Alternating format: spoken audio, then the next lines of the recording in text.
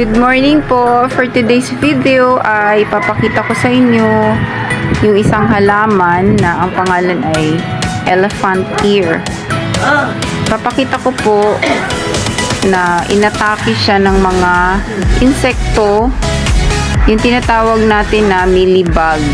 Ayan, ang daming mealybug sa likod ng mga dahon. Halos lahat ng dahon ay tinirahan ng mga insekto. Lima lang ang dahon at pinutakti pa nila. So, ang gagawin po natin dyan ay kailangang alisin po natin yung mga insekto kasi masisira yung mga tanim.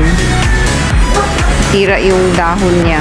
So, yan po ang kondisyon ng ating tanim. Napansin ko kasi siya nitong umaga lang kasi naghahanap ako ng halaman na ipapasok ko. Kasi ang tanim na ito ay ornamental plant siya. Ayan po yung gagamitin natin, yung downy. Ang downy, spray natin pag nalinisan na siya, sa final na po siya. Itong surf naman, yan ang gagamitin natin sa paglilinis. Ibabrush po natin siya. So, meron na akong tabo.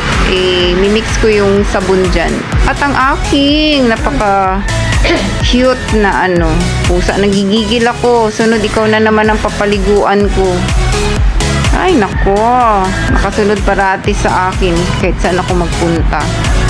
So, ayan po. Hindi ko na po ipapakita yung pag lilinis kasi wala maghahawak ng camera. Yung malinis na lang po na na part na lang. So, ayan na yung ating elephant ear. So, let's go!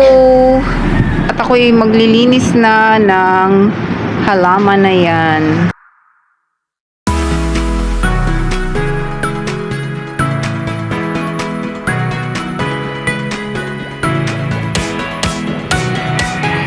Surf and Downy, back in naman.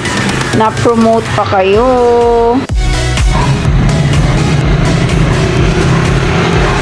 Ito na po yung kinalabasan niya. So, ito na po.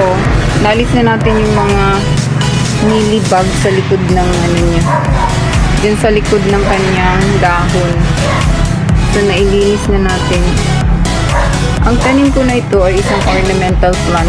Pwede po ninyo siyang ipang-decorate po. Ilagay sa loob ng bahay. Ganyan. So, natin siya. I-spray ko na siya ng para talaga sagot na. I-spray na natin siya. Pangit ka na sprayer. Ang pinapang-spray ko sa kanya ay yung mixture ng downy po lang yan, tsaka tubig. Huwag naman po masyadong maraming downy.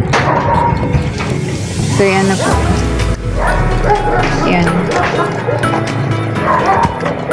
Kung hindi ko pa naisip na maglagay ako ng tanim sa loob ng bahay namin.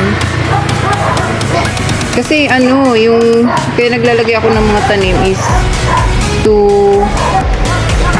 to add energy, para magkaroon ng energy sa loob ng bahay. Kasi yung mga tanim nagbibigay ng mga enerhiya. So, yan po.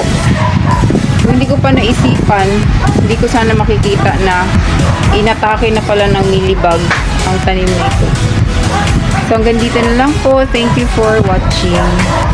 Shout out sa mga members ko.